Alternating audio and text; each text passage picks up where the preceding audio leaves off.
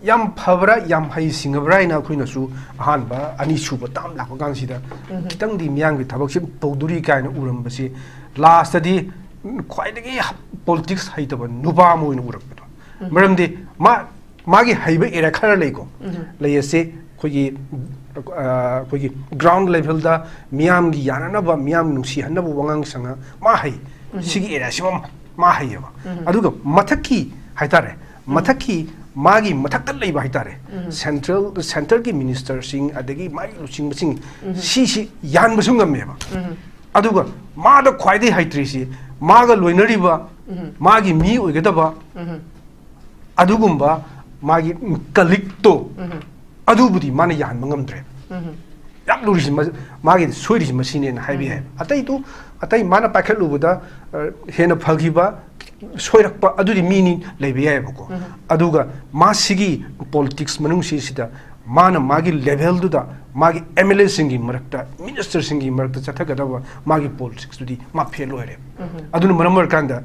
magi mayokta lakne aigi miu gedab singduna aigi mayokta lanbas ai heitabna nebsidi sidi dum yazabam thoyena khalli haidi mai minga tani mana haibida yawdebi padam leiteba kanagumba xyz ma sawrasu Kaurga Madum Warisana Yaba Putneva. Ogide Mukaina, Adum Laki, Adunum Ramorikanda, Mukaina Bagi, Yanada Bagi Mai, Sesum Lock Toro Kibini, Madunum Ramorikanda, Masiki Films Yori, Pum Tadokpa, Tadokta Bimatang the Su, How's Hainare Adana, Mabu, Namdana Tado and Kibini, kind high was he should laugh when he was said. I don't know that she films a Yore, Yoro Matung sister PR Laga, and a Pagala Privacy Udre, PRC, Howski, when a day transparent posting Simati, Pazana Torena, Ure, Kunus Ureko. Madugi Matanga, how's it lady say, state land in cross or crossing Takaiva, Sigisima, Simadi, Yamparina Kali, Aduga, Hena Perning Mamtanga Leva. Masi. Tampaki Saruk Kakta the Yingway Mota, Singi, the forest area singda, we reserve foresting, protected foresting, Yarashin the Kunda Silaga, Logi Wang, the Sagaleba construction, Adagi, Kun Shamzilla Iba, Poppy Tazilaba, Paktakna, yes, Paktakna Umang Koktu Iba, yes, Tiger, Zanman Roena, she's a Pandu and she jumped to Maribani, so Makatan was in Zanman, some of the was in Quick Court Lendagi, however, Matamaka, I don't know, you're from Zulady, you know. Other Sigi Apawani Sigi Sigi Madugi environment clearance Kaile forest na command piri si amaw laitaba pot neba asigumba siju kitang yengsin halingi aduga madusu chapchana thabak si packet pat ngamagadi miyam na ngasi PR matam si phatte kaina norambasa oza hozki khara adum laini ada PR matam sida nang sagi aso sansing influence khara hanthayena pabagi waneba adubu masi laidi adum lairi hozki dun example oidana adubu kitang haidok khibada impal iski from zai panjaroi adudadi MLA amagi property yang takai yes adun silai ragati adu sung ngamagadi sidik tu begin ngamoi daino adu sakmai yang na budu PR manung sidati kitang handan sinida adu maina sigi tampakta sathariba mongong sumaina singi area kharada su aran ba to busing dudi yes lokot piyo ba taktok piyo ba adu itargadi miyang ya pen basu oinin sai thak okay thank you very much 타가처리사 마카 시시다 뭐가 ям 초가 와 너무 통례해 보고 아두나 마사지 아코이나 디바이드 동나 봐 쿠키 아무슨 다도기지 까라마이나 잉가다게 하이브시기 스와시다 아코이다 짜옅나 봐 점없나 봐 이코딩 먹도 보런 거니 메세 뭐가 아두나 아두금바 뭐디 레이리 아두가 하우직 다도 인피기 루칭바 Manipur later by Tare. Although when a sea la me, but Rang la me to Suka Manipur labor ready, Namam the Bashia. Other sea boggy stay, Sida Sangilak pipes, upon Kontanga money, Haitare. I did Tazanaba say, Act of Pura Totel and Mangrovanina, Masis Saganaba Honabata, Matam Karadi Sanganeva, Horeneta, Hariangeta, Kaino meeting a Heta Famaga. Eta Tajanari, Habituti, Ugetaba Mande, and the Mashi, Tam Karati Changani, Adorasu, she Anoba Kontanga Moina, live set. Masimoti Yam, Papa, Kontanga, Manina, haini ado masina sum khara toina hai tare na ko masing henga da laga adaki haidi thajana na bagi ground nama sengbat lakpado aduni ba pathau tare se adagi ngasai point amada ngasai government popular government nam sembi matang se mayam na highway gi duga aigi mo siga ko kitang contradict ama leibodong na tawri sa aigi mo ne ko oi da bai Manipur da hauji PR thamjit laga animated suspension da lehal liba government ja BJP government ne bisu aduga center da policy chu BJP ne BJP na BJP gi government ja mutat ningam hoy ai miyeng ni ko aduga karigumba masi mutat khraga mathangi election 27 gi February natraga March di swadi phok tabdi ya roidana si pangthorak pa matamda masi sum PR lehelaga pangthok pa kanda BJP da satina sokane very true aduna maram markanda at least akoina phangjaba information hagadra how far is true or not sina markanda handaki December si bawda around December swaidati Manipur da anuba akhoi popular government am shamalak pa yai haibagi thajaba se leba sigi mamangda phaniam langasu oigedaba mandi ai sidi akhoi gi MLA singi maraktagi phamba source din natre atopa source amadagi hai tai aduga madu oibo oidabdu madi oirakadawa phibam adagi matamdugi makhasam poleba ko moi parese hajik lariba thamanga truksigi manung sida Manipur gi lariba major issues singse losinba losilaba matungda mathang lakadoriba phaba patabaduna ama warkanda mathang lakadoriba election dugi 2027 gi election si yenga Manipur at least BJP gi government si amuk kanana luchingbo oibdu haibaduna ama warkanda soidana maki hanjil halakani haibase masimadi thajabal leyeba madumak oidraba karigumba PR se sum sangdoga mathangi election yokshin graboko maduda 40 plus phangne na pabdi lairna BJP ki ticket ta vote mi kyam lepakade ge si yengba yane yes aduna mase ngasagi politics to singsina yamayek sing urang badawba ngasagi makoida mathangi da mukta sem sa kadawba matam sida soidana maki at least sahi ama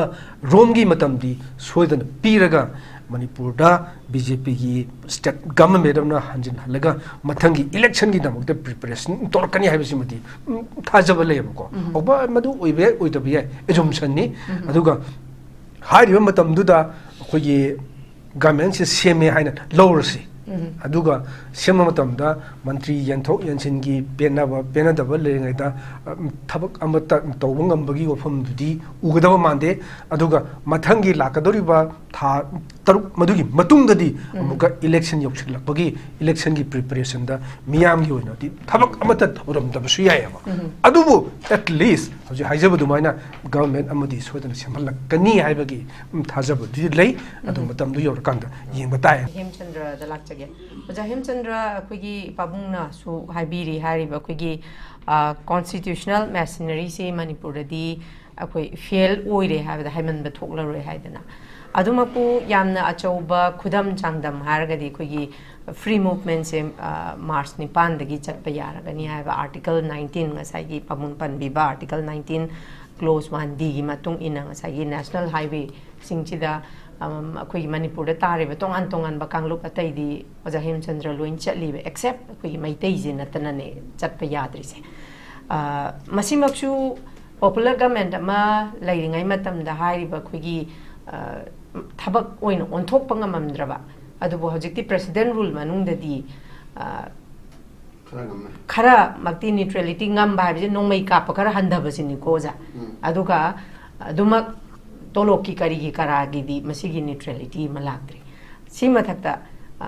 hariba constitutional machinery fail oire habisigi achauba khudam di hariba khogi fundamental right oiriba khogi article 19 gi matungin free movement yada baje yarani na laukthokraga su atoi kanglup loim chatpa yai meitei chatpa yada ba habi simakchu failure achauba failure oire habagi khudam changdam ne boja ꯁꯤꯒꯤ ꯃꯇꯥꯡꯗ ꯑꯣꯖꯥꯒꯤ ꯑꯣꯏꯕ ꯃꯣꯠꯇꯗꯤ ꯀꯔꯤ ꯀꯃꯥꯏꯅ ꯊꯝꯕꯤꯅꯤꯡꯉꯤ?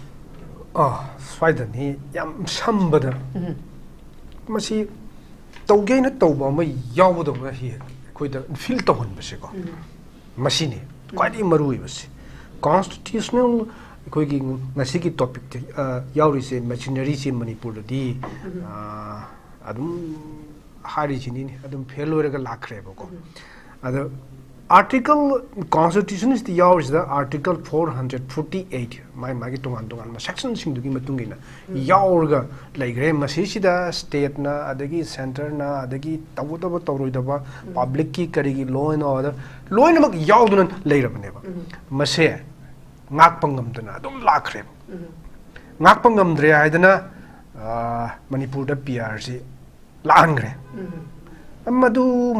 madugi matung sita pr si lairaba matung si bawda masigi fundamental rights sing si khoida phangmangamabra haibudusu ajuksum ko oidri phangmangamdreba sineba amuka manipur da pr si su failure amara haina wahangam lai si masine adum manipur si yamna interesting oiba mafam ama haitare manipur da yorokpada mapangal yamna ka kalli haiba yamna ka thatbauri haiba ko asigumba investigative agency ka si manipur yorokpada maya heta chamba adwai gumba ama sum yawbadona sum ui ade si hajik manipur da governor ori ba jay kumar bhala si union home secretary oiramdana yamna matik leiba haitare mating leiba adumba officer makhakne ade kashmir ki issue ji losinna bo hona ba ade kari kari de yamna achoba thodang ama lawgiba mioi ne ba manipur yorakanda wangangamdri adu oradi manipur da hojik ori ba phibam si tawgi yauna tawba ama yawbra haibasi hangdaba yaraktabadune ba hoje masai akogi uncle na jo haibi giba march nipan da free movement highway sing da lai hello ina hai kanda ngamdadana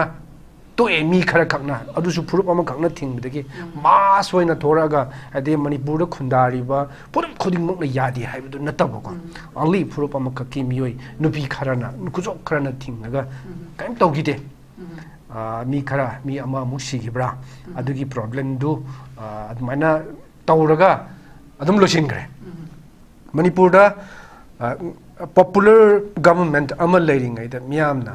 adagi opposition sing yauna parliament of the manipur da pr thamo gaina yam kan long ngi bune aduga di pr sina kitang phagadra haina miyam sina panaru bune buko aduga di manipur yorp kanda pr sisu 100 kisiga 11 times or mani manipur da leiri se ada amangi pr sing duna makhalamada uherkanda 100 ki pr sidi mayai chamba pr oina ui adu maina akhoi sida feel towe ada hajuk se hoi kitang governor gi thak ta mai machinery sing sida khajitang semdok na bo honarakpa asagi magi kari hani department sing sida transfer na posting ga se phajana piraga ngasagi thabak tauba yanana bagi phibam ama lehanna ba hona bagi mami amadumdi akhoi da ui aduga haljikti masisu amuka pura fail oibagi moong amada adum lae manipur si haji hagi badun ai anbada haibadu yamna sathiribra yam pharibra amadi oire boko aduna sigumba phibam si sida akhoi si adum yaunaraga zum chaurakhiba aduga masi zum hainaraga sum leireba adagi soire khangasu lawba ngamjadabagi moong amda leireba akhoi gi luchingba singnena akhoi na mihut oinaga vote ka thadharaga thawai yauna moina pairadi pharane na thagat khiba akhoi gi ibungo ibem sing hiju akhoi dongna mayai chammabra kaim tong ngamdrabra iduneba leiri se pham munnadana sum leibagi moong am uki mamangi biren lenga horokpadasu masigi irang se adum uki ani suba lenga lakpadasu lepte adu birena magi mai matam sida haitare singthani nga thabak khara tabrongge kaidi mai wakhalda leiba male adumaina thabak khara pakhala pakan sida sigi irang se lakhre irang si lakpa sisu 시 프로블렘 아무디 마기 마담 시스타 와톡 아무디 오이레다나고 오이링의 마락 시스타 아무까 마기 미니스트리 싱시기 마락기다 아무까 뭐 티나다바 망어시 인투드기 룸마가 레이바 미 매am 야우시는 마람 마르간다 나시기 비염시 여러 이네바 얌 누가이레디 하이리바 마부 야데 하이바 싱디기 마락 시시다 거기 스탯기 폴리시 마셈시 미얌시기 야이파나바 시금바 타박 아무 파켓시 하이바다 칩 미니스터는 야드레 aduna masi miyam gi mayok ta leiba chief minister ni ma yaning de na haibudi am ta ti yes chief minister yaning da bai maram se masi gi manung si sta leiri se ko si sai yam haido ga di phajida bo ko maduna ta pa phamuna bani chokri do pa mane chokri munna bani ba adagi amarom da tiga munna bani haibu su yai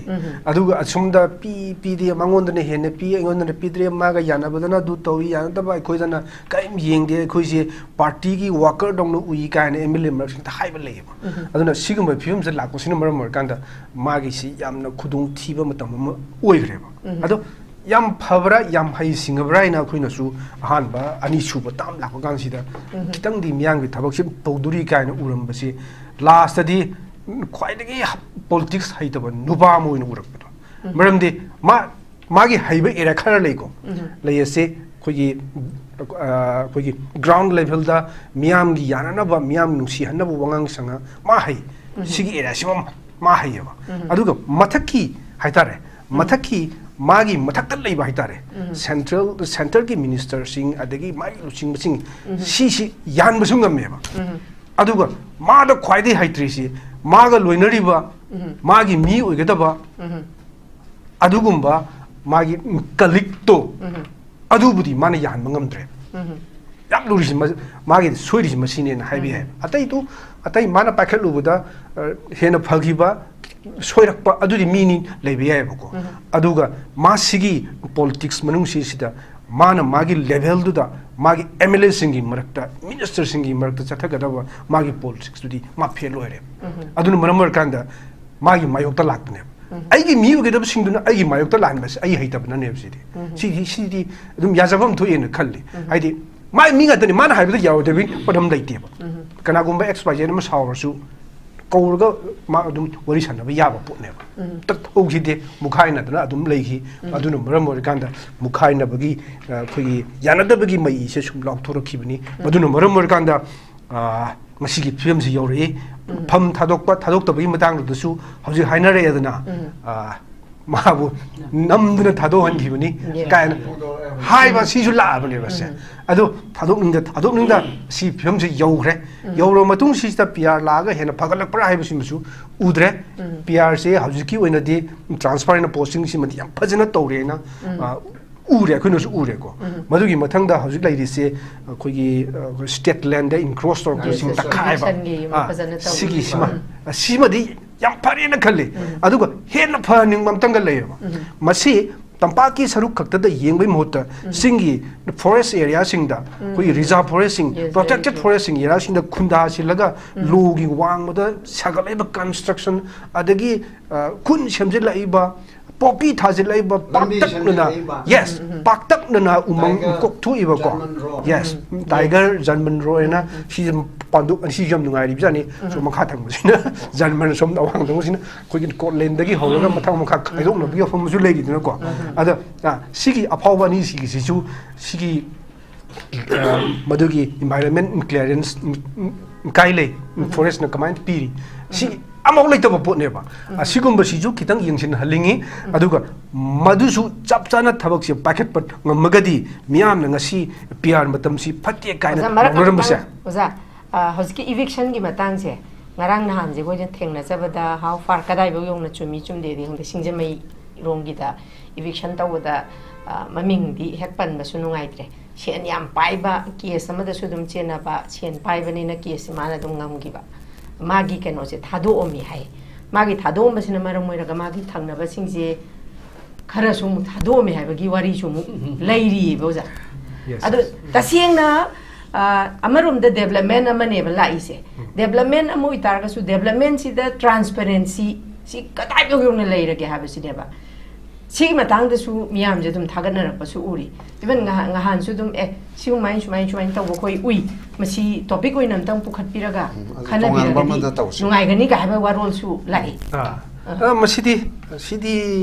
ꯈꯔ ꯑꯗꯨꯝ ꯂꯩꯅꯤ ꯑꯗ PR ꯃꯇꯝꯁꯤꯗꯅ ꯉꯁꯥꯏꯒꯤ ꯑꯆꯧ ꯑꯁꯥꯡꯁꯤꯡꯒꯤ ꯏꯟꯐ꯭ꯂꯨꯌꯦꯟꯁꯁꯦ ꯈꯔ ꯍꯟꯊꯩꯌꯦꯅ ꯄꯥꯕꯒꯤ ꯋꯥꯅꯦꯕ ꯑꯗꯨꯕꯨ ꯃꯁꯤ ꯂꯩꯗꯤ ꯑꯗꯨꯝ ꯂꯩꯔꯤ ꯍꯧꯖꯤꯛꯀꯤꯗꯨꯅ ꯑꯦꯛꯖꯥꯝꯄꯜ ꯑꯣꯏꯗꯅ ꯑꯗꯨꯕꯨ ꯈꯤꯇꯪ ꯍꯥꯏꯗꯣꯛꯈꯤꯕꯗ ꯏꯝꯐꯥꯜ ꯏꯁꯀꯤ ꯃꯐꯝꯗꯨꯗ ꯑꯩ ꯄꯟꯖꯔꯔꯣꯏ ꯑꯗꯨꯗꯗꯤ MLA ꯑꯃꯒꯤ ꯄ꯭ꯔꯣꯄꯔꯇꯤ ꯌꯥꯎꯅ ꯇꯛꯈꯥꯏꯌꯦꯕ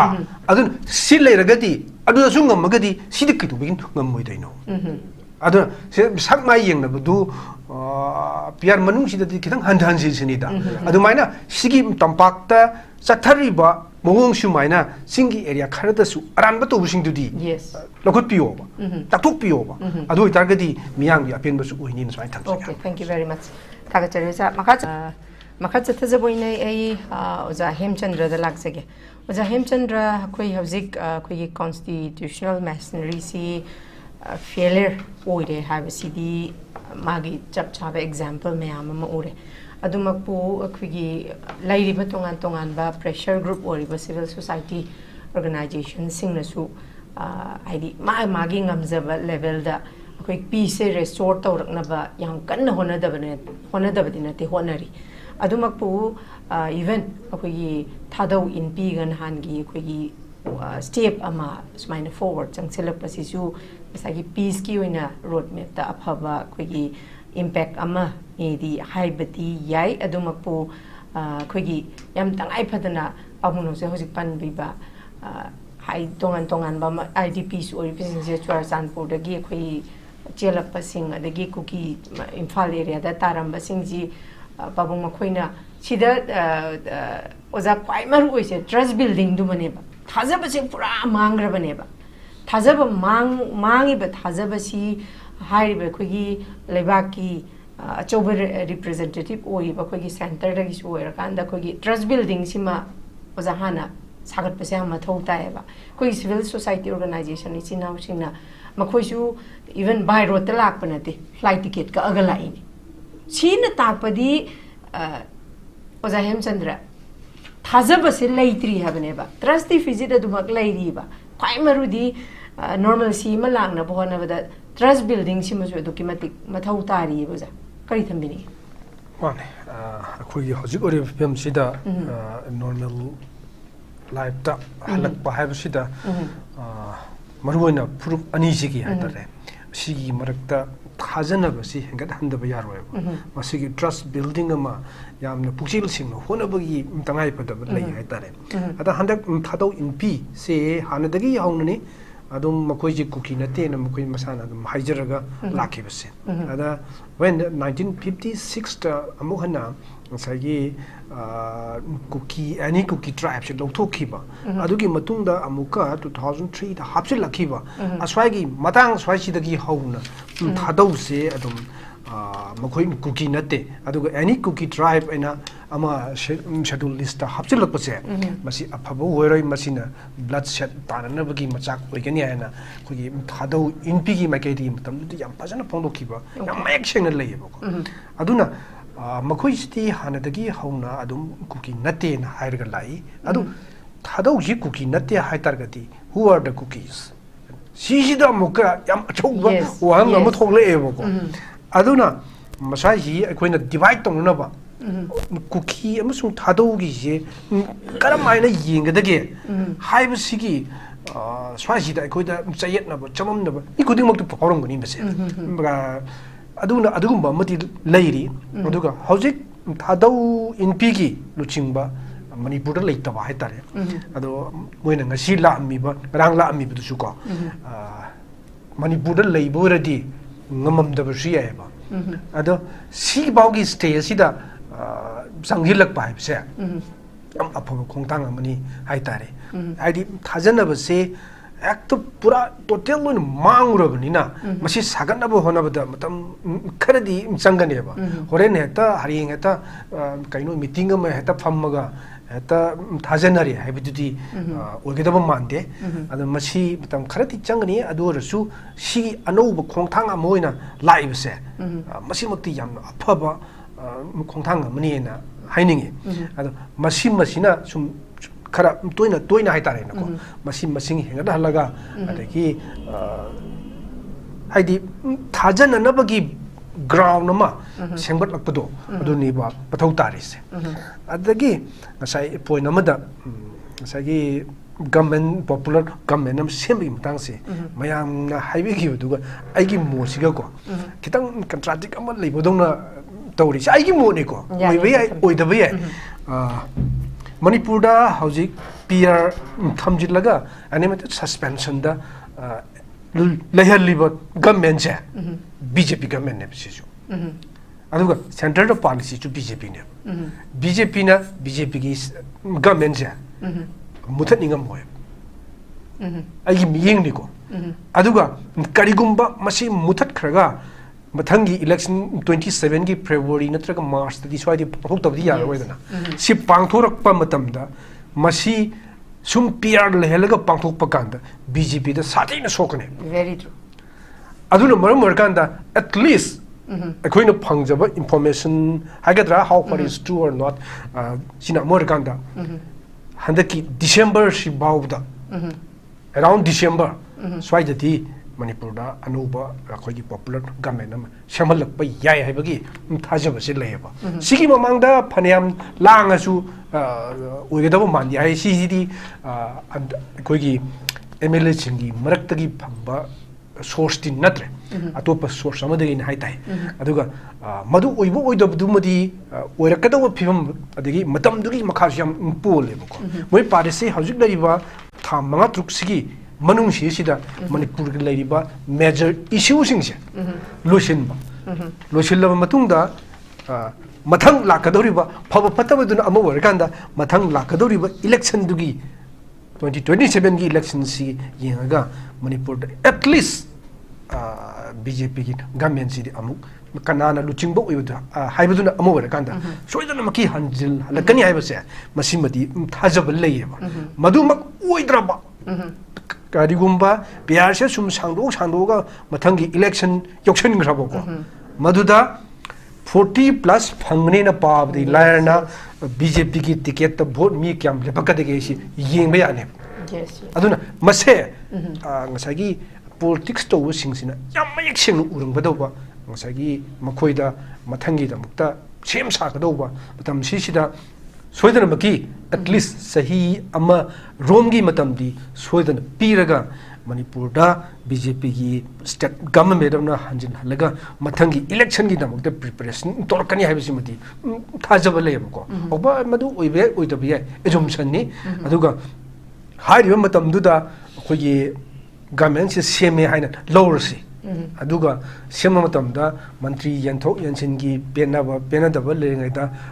thabak amata tawbangam bagi wafam dudi ugadaba mande aduga mathangi lakadoriba tha taruk madugi matungdadi amuga election yoksilakbagi election gi preparation da miyam gi oina di thabak amata oram dabasu yayaba adubu at least hoji haijabadu maina government amadi soidana semhalak kani haibagi thajabudi lei adu matamdu yorkanda yengba taina smai thamjage okay thank you very much